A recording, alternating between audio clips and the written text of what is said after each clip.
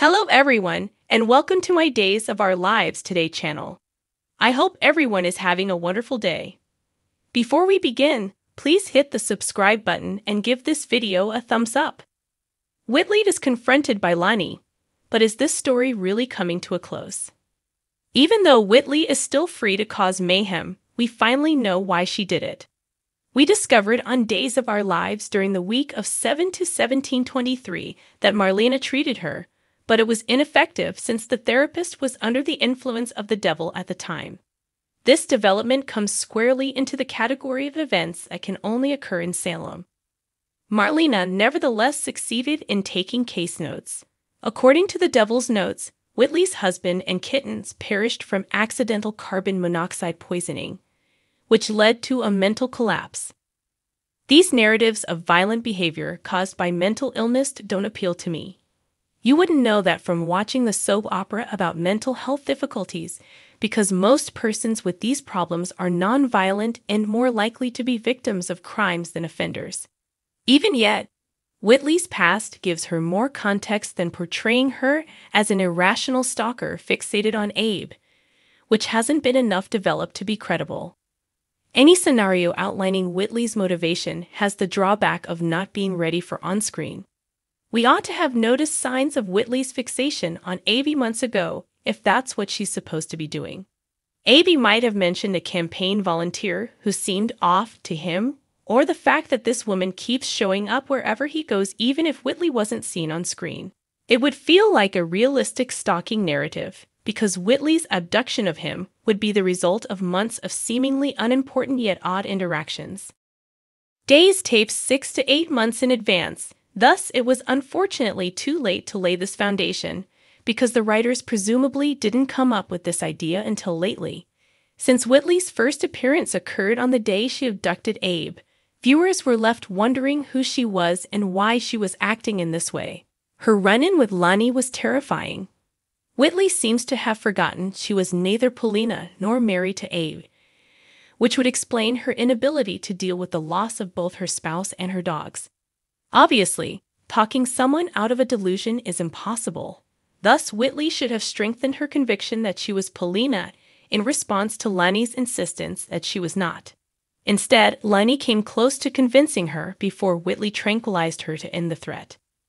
Even though it's difficult to empathize with Lani, these sequences were extremely moving. She'll likely be the most recent character to survive what seemed like certain death, and it could have been avoided with a little planning. Despite not having a phone, Lani had connections in the police department. Lani should have told Rafe what she knew and demanded that he call Jada when he arrived at her house to pick her up and take her back to prison. Lani didn't have to put herself in danger to stop Whitley. What possible good could she have done by trying to get Abe out of there and facing Whitley in the process because she had no backup or phone? Rafe responded in an idiotic way to this. He didn't inform the Salem PD that Lani was missing since he didn't want her to be detained for evading the law.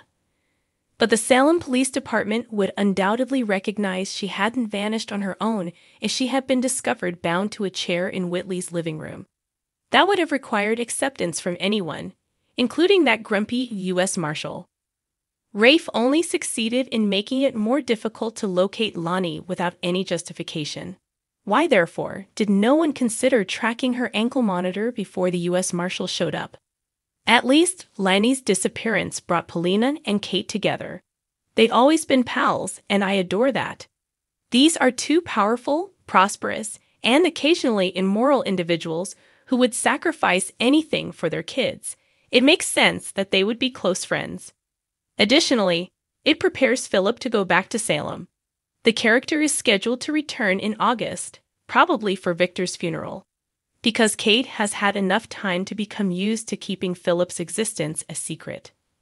John and Steve eventually caught up with Jerry in the meantime, but was it really helpful?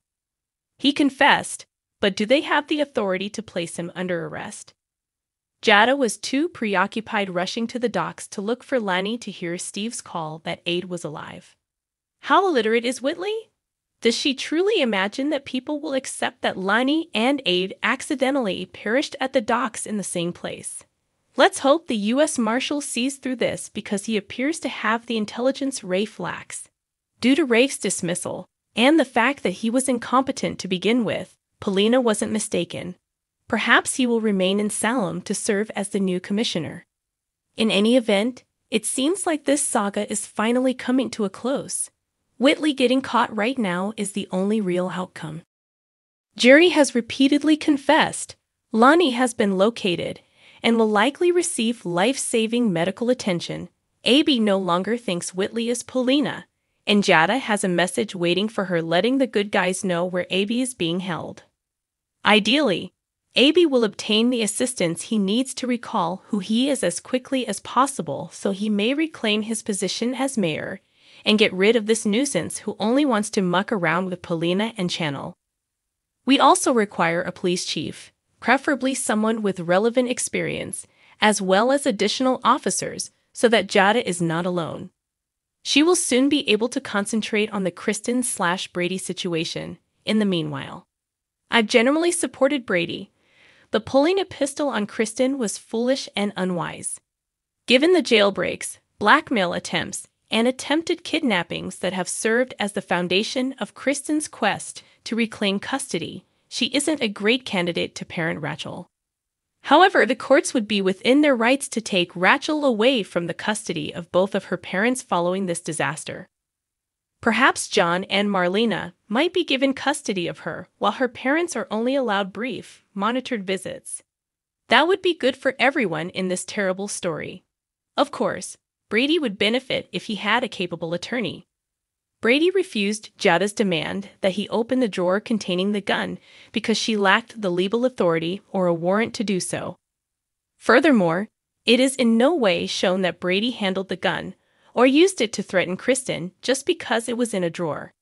This flimsy argument is supported by the evidence of a problematic girl who has a history of lying, sneaking around, and running away in order to be with her mother, who is not legally entitled to custody. The fact that Rachel expressed a desire to live with Kristen does not change the reality that Kristen was abusing her parental rights by keeping Rachel against the law. Both parents ought to be locked up, but since we live in Salem, Brady's crime cancels out all of Kristen's unlawful activities. And once more, if he hadn't made a bad choice, he wouldn't be in this situation. Numerous individuals were urging Kristen to return the child, and the authorities were aware that Rachel was somewhere in the house. Brady would have no ground to stand on if he simply kept his hands clean up until Rachel was located. Nicole, who resides there and has plenty of experience getting one over on Kristen, isn't Brady best friends with her? The wiser course of action would have been to ask her for assistance.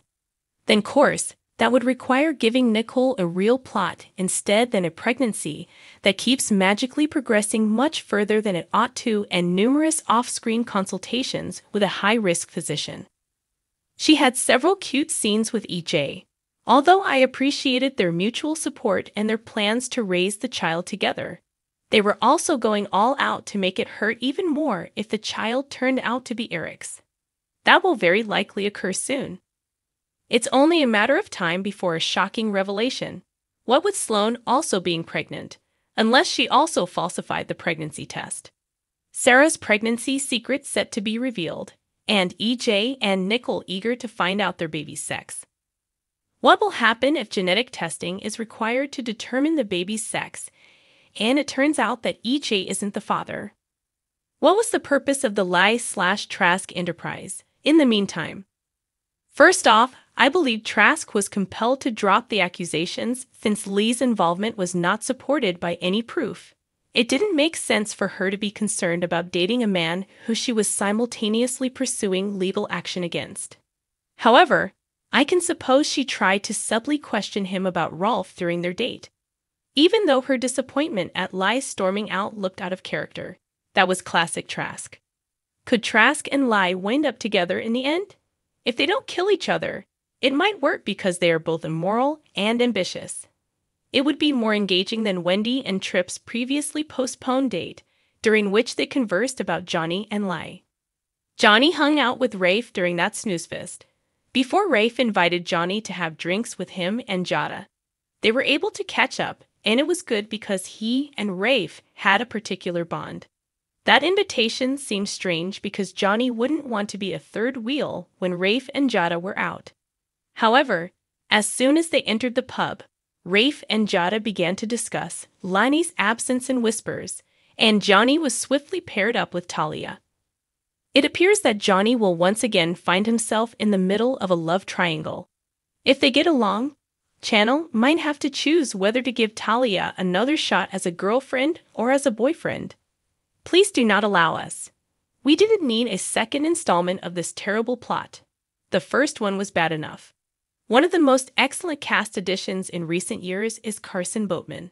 Give him a project to work on. Gabby and Stefan are still arguing in the background. He panics after she does something foolish, and they decide to continue being foolish together. Rinse, wash, and repeat. Stefan shouldn't waste his breath because he married Gabby knowing who she was. In addition, because Camila Banos will leave Days of Our Lives in October, this seems like a clumsy hint at what will happen to Gabby. Finally, will either Gwen or Leo discover that Dimitri is playing both of them? Thanks for watching if you like this video. So please don't forget to subscribe my channel and don't miss any update.